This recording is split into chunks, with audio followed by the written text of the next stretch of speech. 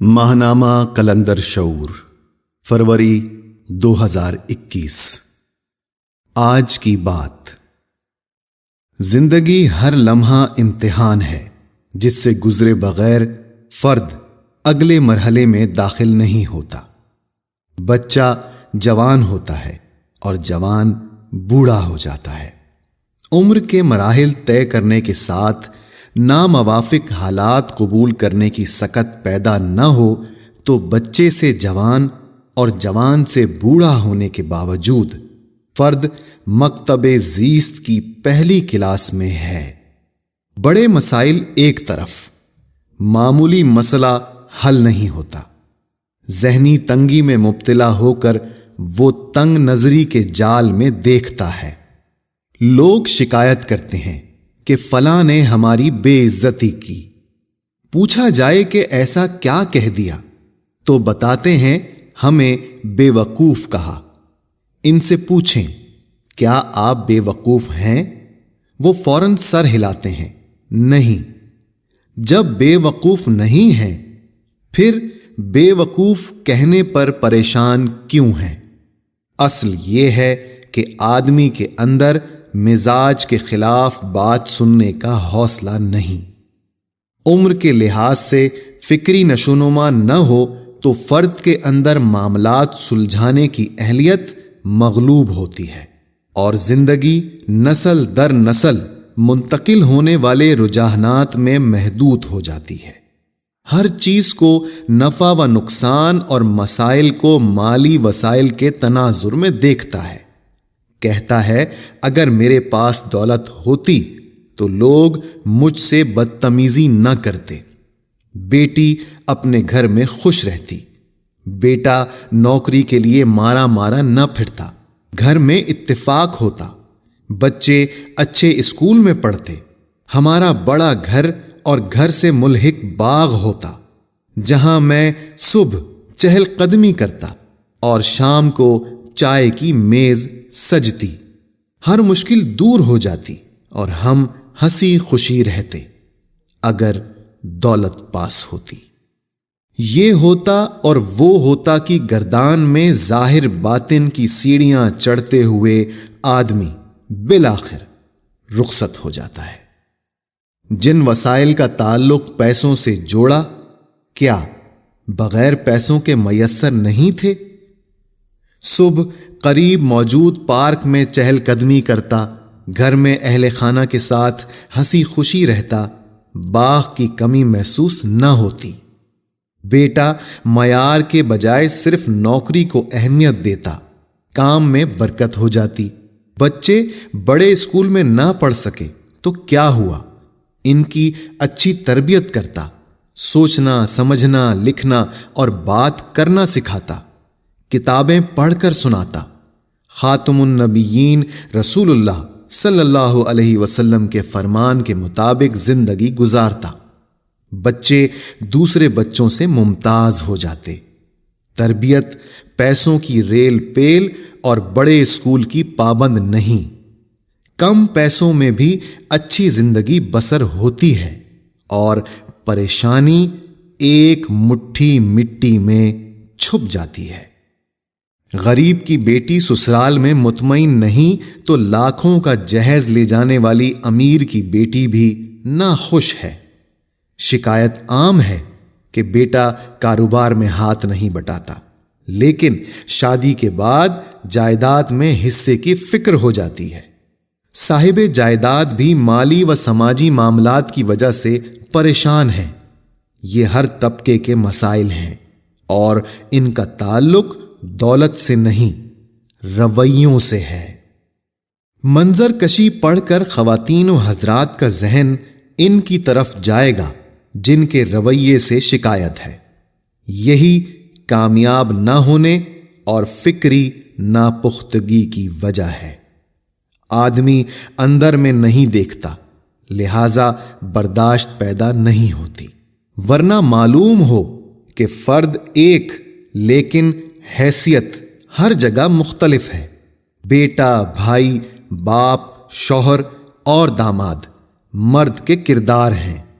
عورت بیک وقت بیٹی، بہن، ماں، بیوی اور بہو کا کردار نبھا رہی ہے۔ ہر فرد اندر میں وحدت اور باہر کثرت ہے۔ اندر دیکھنے سے اپنا رویہ واضح ہوتا ہے، باہر دیکھنے سے کرداروں کی کثرت محاسبے سے دور کر دیتی ہے۔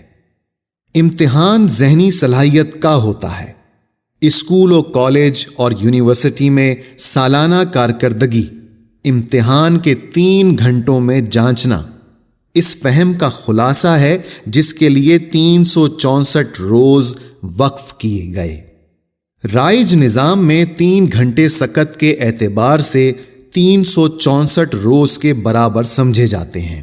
نتیجہ معیار کے مطابق نہ ہو تو طالب علم مزید 1 سال پہلی جماعت دہراتا ہے۔ جب تک 364 روز کے فہم کو 3 گھنٹے کے سوال نامے میں پیش نہ کر دے، ترقی نہیں ہوتی۔ امتحان کی نوعیت ہر جگہ مختلف، لیکن طریقہ کار ایک ہے۔ زندگی برداشت کا امتحان لیتی ہے اور روحانیت سکت فراہم کرتی ہے۔ استاد سے ذہنی ارتباط سے شاگرد کی سکت بڑھتی ہے۔ ذہن ایک نہ ہو تو شاگرد میں شک باقی رہتا ہے۔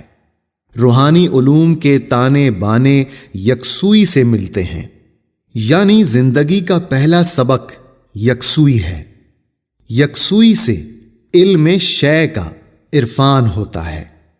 سورہ بقرہ آیت 2-3۔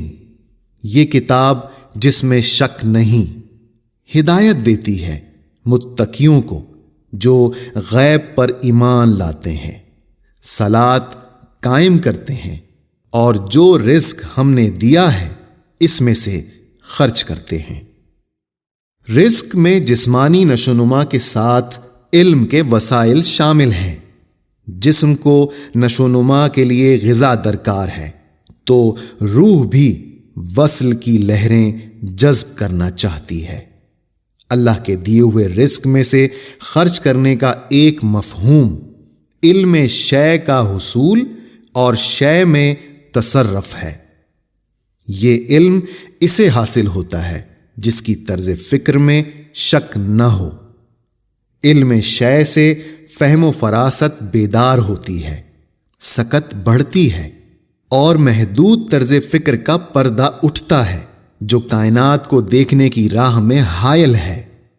فرد سمجھتا ہے میں کائنات کو دیکھتا ہوں، جبکہ وہ اپنے دیکھنے کو دیکھ رہا ہے۔ محدود نگاہ کی اینک ہر شے میں تغیر دیکھتی ہے، جبکہ یقین کی دنیا انکشاف کرتی ہے کہ علم شے میں تغیر و تعطل نہیں۔ تغیر سے مراد شے کا بدلنا نہیں، ایک ہی شکل و صورت کا روپ بہروپ میں بار بار سامنے آنا ہے۔ آدمی 10 سال بعد کسی کو دیکھتا ہے تو تعارف پر یادداشت کا خانہ کھلتا ہے، لیکن 10 سال کہاں گئے اس سے لا علم ہے۔ قانون یہ ہے کہ ہر شے گھٹ رہی ہے، بڑھ رہی ہے، بڑھنے والی شے غائب ہو رہی ہے، مگر فرد کو نہیں پتا میں گھٹ بڑھ رہا ہوں۔ وہ تغیر سے گزر رہا ہے اور ذہنی صلاحیت دیکھیے کہ اس میں تغیر کا میکانزم دیکھنے کی سکت نہیں۔ 10 سال کی عمر تغیر کا نتیجہ ہے، جبکہ تغیر کا مشاہدہ یہ ہے کہ وہ کس طرح گھٹنے بڑھنے کے میکانزم سے گزر کر 10 سال کا ہوا۔